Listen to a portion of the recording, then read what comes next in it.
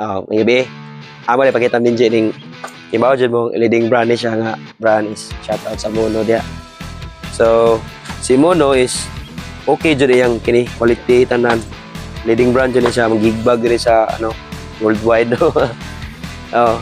So karon ang iyang rubber is ma-expire mo gud yung rubber. So ang customer is magtagbaw og pangita kinsay mo repair. So actually okay pa gid yung outside. So na-expire siyang rubber, wala lagi useless gid ang bag. So gipangitaan ni Ubik Ig case og solusyon. Actually amo ginang gipangitag pagi nga sayangan mo gami sa bag nga pwede pa ba. So amo siyang repair. So ang rubber niya among gipangitag pagi nga mabalik siya ba.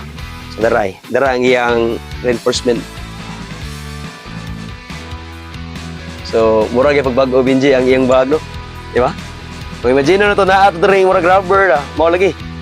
So among reinforcement na ba. Mura na sa bag-o sa Benji. So, ibis mapalit sa bagong bag na po, dili na. Kaya na-repair niya, nakasave pa siya. So, okay pa. Di ba?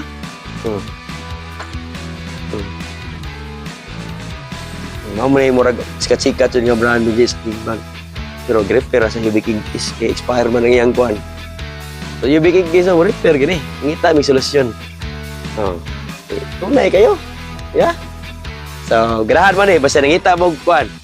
Solusyon nga mahuman na makuan, masulbad na yung problema aning rubber nga naamoy aning Mono. Utaka lang mi amo yung reparon, no. So daghang salamat. May gabi Benji nya, God bless. Rock and roll.